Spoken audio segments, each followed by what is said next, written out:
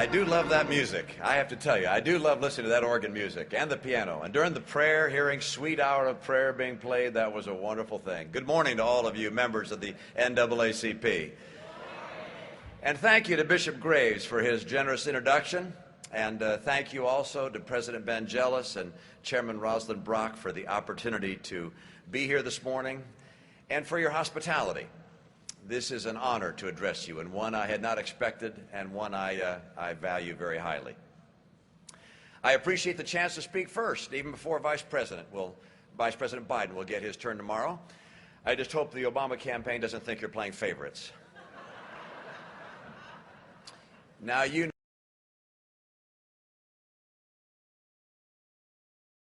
Republicans. You have to make your case to every single voter. We don't count anybody out, and we sure don't make a habit of presuming anyone's support. Support is asked for and earned, and that's why I'm here today. Now, with 90% of African Americans who typically vote for Democrats, you may wonder, or some may wonder, why a Republican would bother to campaign in the African American community and to address the NAACP. One reason, of course, is that I hope to represent all Americans of every race, creed, and sexual orientation, from the poorest to the richest and everyone in between. But there's another reason. I believe that if you understood who I truly am in my heart, and if it were possible to fully communicate what I believe is in the real, enduring best interest of African American families, you would vote for me for president. Now, I want you to know that if I did not believe that my policies and my leadership would help families of color and families of any color more than the policies and leadership of President Obama, I wouldn't be running for president.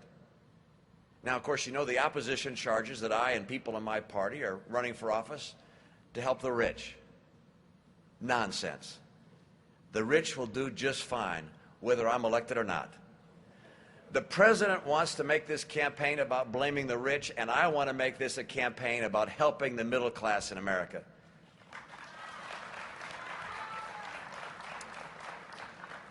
I'm running for president because I know that my policies and vision will help millions of middle-class Americans of all races, will lift people from poverty, and will help prevent people from becoming poor in the first place.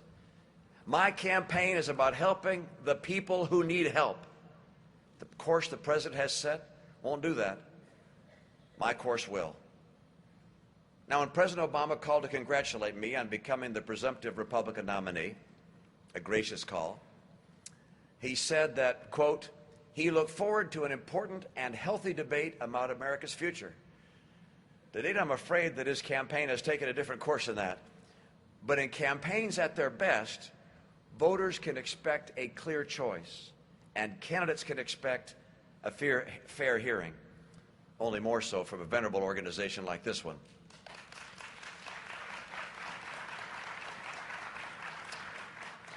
So it's that healthy debate about the course of the nation that I want to discuss with you today. Now, if someone had told us in the 1950s or 1960s that a black citizen would serve as the 44th president of the United States, we would have been proud. Now, when President Obama called to congratulate me on becoming the presumptive Republican nominee, a gracious call, he said that, quote, he looked forward to an important and healthy debate about America's future. To date, I'm afraid that his campaign has taken a different course than that. But in campaigns at their best, voters can expect a clear choice, and candidates can expect a fair hearing, only more so from a venerable organization like this one.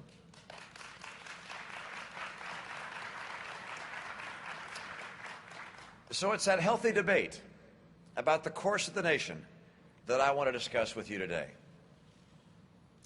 Now, if someone had told us in the 1950s or 1960s that a black citizen would serve as the 44th president of the United States, we would have been proud, and many would have been surprised. Picturing that day, we might have assumed that the American presidency would be the very last door of opportunity to be opened. Before that came to pass, every other barrier on the path to equal opportunity would surely have had to come down. Of course, it hasn't happened quite that way. Many barriers remain. Old inequities persist. In some ways, the challenges are even more complicated than before. And across America, and even within your own ranks, there are serious, honest debates about the way forward. If equal opportunity in America were an accomplished fact, then a chronically bad economy would be equally bad for everyone. Instead, it's worse for African Americans in almost every way. The unemployment rate, the duration of unemployment, average income, median family wealth are all worse in the black community. In June, while the overall unemployment rate remained stuck at 8.2%, the unemployment rate for African Americans actually went up from 13.6% to 14.4%. Americans of every background are asking when this economy will finally recover, and you in particular are entitled to an answer. If equal opportunity in America were an accomplished fact, black families could send their sons and daughters to public schools that truly offer the hope of a better life. Instead, for generations, the African American community has been waiting and waiting for that promise to be kept. Today, black children are 17% of students nationwide, but they are 42% of the students in our worst performing schools. Our society sends them into mediocre schools that expects them to perform with excellence, and that's simply not fair. Frederick Douglass observed, and I quote, "It's easier to build strong children than to repair broken men."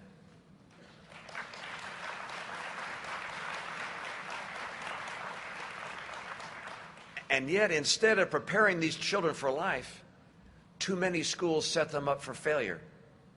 Everyone in this room knows that we owe them better than that. The path of inequality often leads to lost opportunity. College, graduate school, and first jobs should be the milestones, marking the passage from childhood to adulthood. But for too many disadvantaged young people, these goals seem unattainable, and their lives take a tragic turn.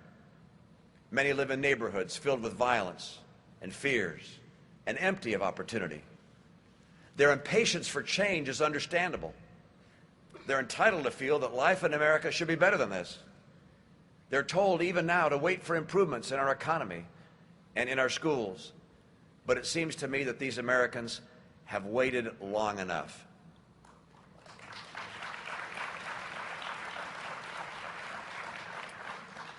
The point is that when decades of the same promises keep producing the same failures, then it's reasonable to rethink our approach and consider a new plan. I'm hopeful that together we can set a new direction in federal policy, starting where many of our problems do start, with the family. A study by the Brookings Institution has shown that for those who graduate from high school, who get a full-time job, and wait until 21 before they marry and then have their first child, the probability of becoming poor is 2%. And if those factors are absent, the probability of being poor is 76%. Here at the NAACP, you understand the deep and lasting difference that family makes. Your former executive director, Dr. Benjamin Hooks, had it exactly right. The family, he said, quote, "remains the bulwark and the mainstay of the black community. That great truth must not be overlooked." End of quote. Any policy that lifts up and honors the family is going to be good for the country, and that must be our goal. As president, I will promote strong families and I will defend traditional marriage.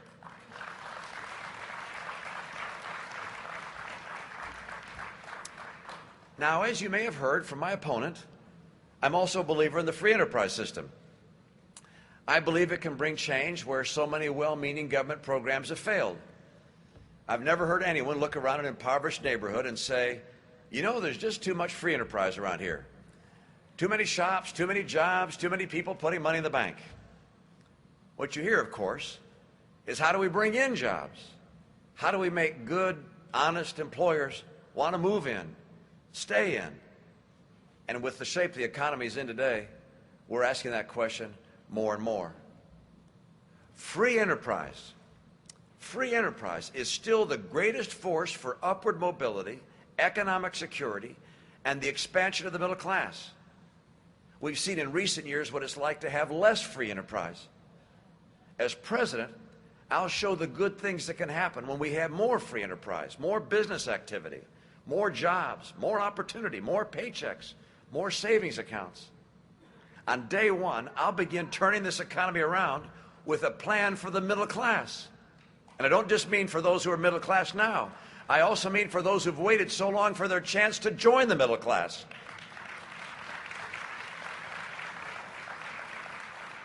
And by the way, I know what it takes to put people to work, to bring more jobs and better wages. My plan is based on 25 years of success in business. It's a job recovery plan, and it has 5 key steps. First, I'm going to take full advantage of our energy resources, and I'll improve the Keystone Pipeline from Canada. Low-cost, plentiful coal, natural gas, oil, and renewables will bring over 1 million manufacturing jobs back to the United States.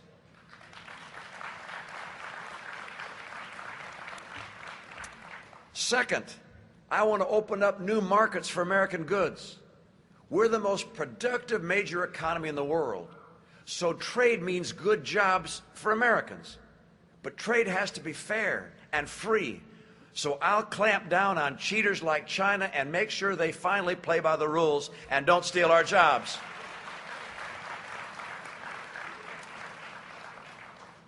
And third, I'm going to reduce government spending. I hope everyone understands that high levels of debt slow down the rate of growth of the GDP, of the economy, and that means fewer jobs are created. If our goal is jobs, we have to stop spending over $1 trillion more than we take in every year. And so to do that, I'm going to eliminate every non-essential, expensive program I can find. That includes Obamacare, and I'm going to work to reform and save.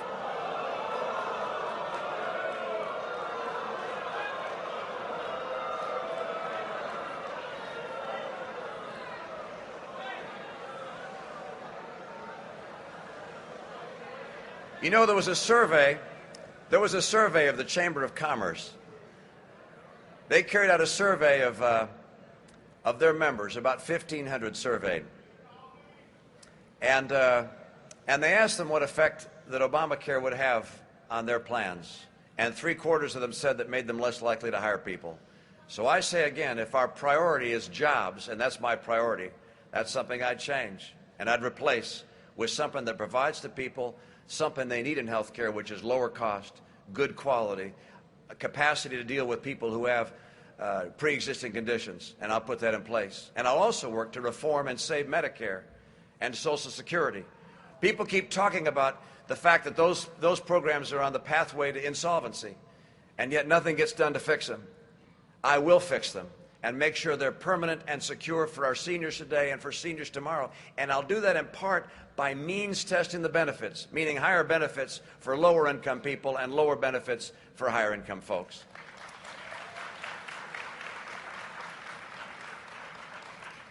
Fourth, I'm going to focus on nurturing and developing the skilled workers that our economy so desperately needs today and the future demands.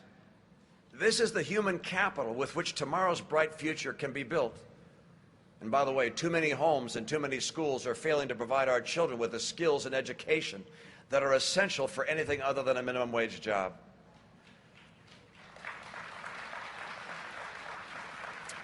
And finally, and perhaps most importantly, I'll restore economic freedom.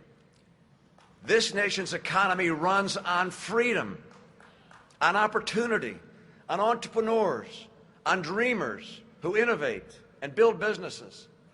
These entrepreneurs are being crushed by high taxation, unnecessary burdensome regulation, hostile regulators, excessive health care costs, and destructive labor policies.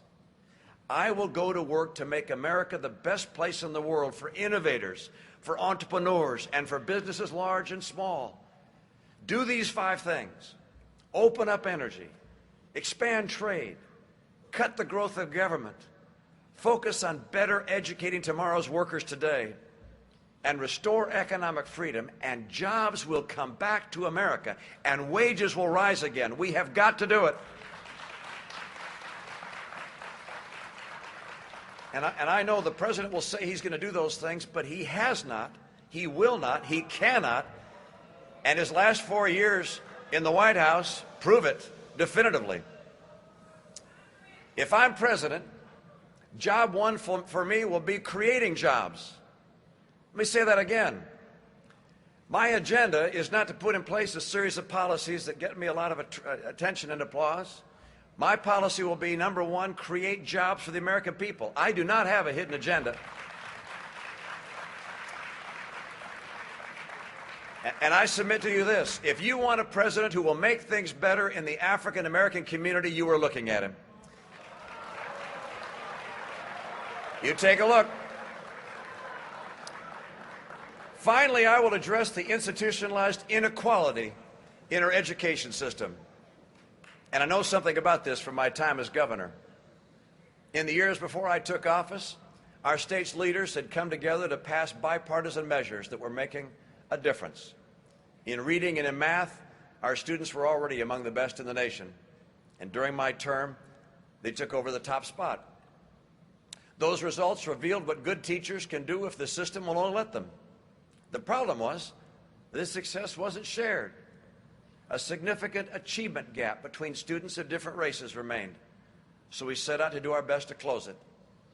I urged faster interventions in failing schools and the funding to go along with it. I promoted math and science excellence in schools and proposed paying bonuses to our best teachers. I refused to weaken testing standards and instead raised them. To graduate from high school in Massachusetts, students now had to pass an exam in math and English, and I added a science requirement as well. And I put in place a merit scholarship for all those students who excelled. The top 25% of students in each high school in Massachusetts were awarded a John and Abigail Adams Scholarship, 4 years, tuition-free at any Massachusetts public institution of higher learning.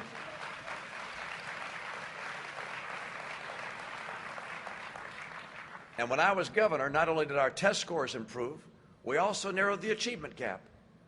Now, the teachers' unions weren't happy with a number of these reforms. They especially did not like our emphasis on choice through charter schools, which is a great benefit to inner-city kids trapped in underperforming schools. Accordingly, the legislature passed a moratorium on any new charter schools. As you know, in Boston and in Harlem and Los Angeles and all across the country, charter schools are giving children a chance, children that otherwise could be locked in failing schools. I was inspired just a few weeks ago by the students in one of Kenny Gamble's charter schools in Philadelphia. And right here in Houston is another remarkable success story, the Knowledge is Power program, which has set the standard thanks to the groundbreaking work of the late Harriet Ball. These charter schools are doing a lot more than closing the achievement gap. They're bringing hope and real opportunity to places where for years there's been none. Charter schools are so successful that almost every politician can find something good to say about them. But as we saw in Massachusetts, true reform requires much more than talk. As governor, I vetoed the bill blocking charter schools. But my legislature was 87% Democrat, and my veto could have easily been overridden. So I joined with the Black Legislative Caucus, and their votes helped preserve my veto, which meant that new charter schools, including some in urban neighborhoods, would be opened.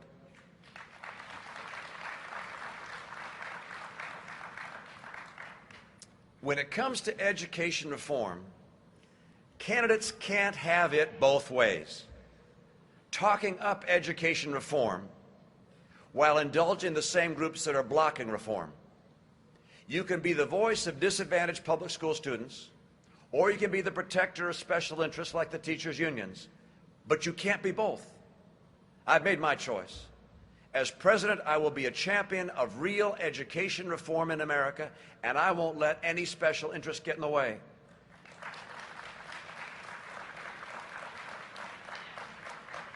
I will give the parents of every low-income and special needs student the chance to choose where their child goes to school. For the first time in history, if I'm president, federal education funds will be linked to a student so that parents can send their child to any public or charter school they choose. And I'll make that a true choice because I'm going to ensure there are good options available for every child. And should I be elected president, I'll lead as I did when I was governor. I'm pleased today to be joined by the Reverend Jeffrey Brown, who was a member of my kitchen cabinet in Massachusetts. That cabinet helped guide my policy and actions that affected the African American community in particular. I'll look for support wherever there's goodwill and shared conviction, and I'll work with you to help our children attend better schools and help our economy create good jobs with better wages. I can't promise you that I'll agree on every issue, but I do promise that your hospitality to me today will be returned. We will know one another.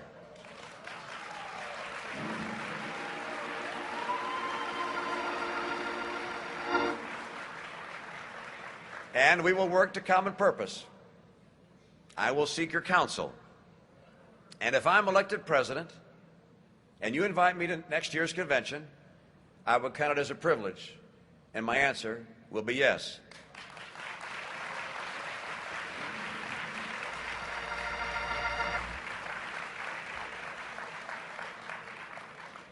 You know, the Republican Party's record, by the measures you rightly apply, is not perfect. Any party that claims a perfect record doesn't know history the way you know it. Yet always in both parties there have been men and women of integrity, decency, and humility who've called injustice by its name. For every one of us, a particular person comes to mind, someone who set a standard of conduct and made us better by their example. For me, that man is my father, George Romney.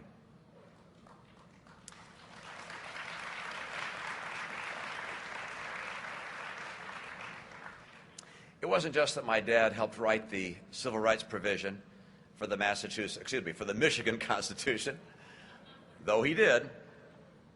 It wasn't just that he helped create Michigan's first Civil Rights Commission, or that as governor he marched for civil rights on the streets in Detroit, though he did those things too. More than these acts, it was the kind of man he was and the way he dealt with every person, black or white. He was a man of the fairest instincts and a man of faith who knew that every person was a child of God.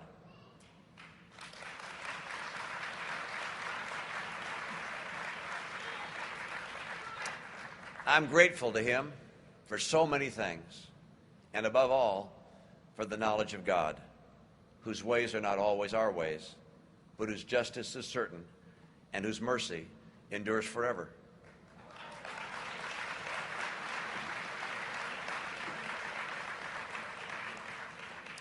Every good cause on this earth relies, in the end, on a plan bigger than ours.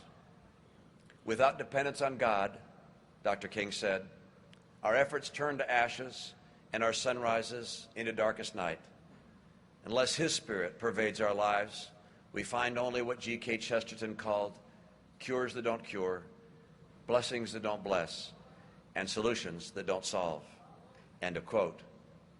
Of all that you bring to the work of today's civil rights cause, no advantage counts for more than this abiding confidence in the name above every name. Against cruelty, arrogance, and all the foolishness of man, this spirit has carried the NAACP to many victories. More still are up ahead.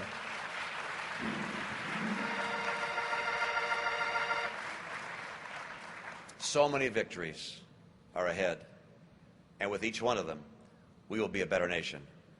Thank you so much, and God bless every one of you. Thank you.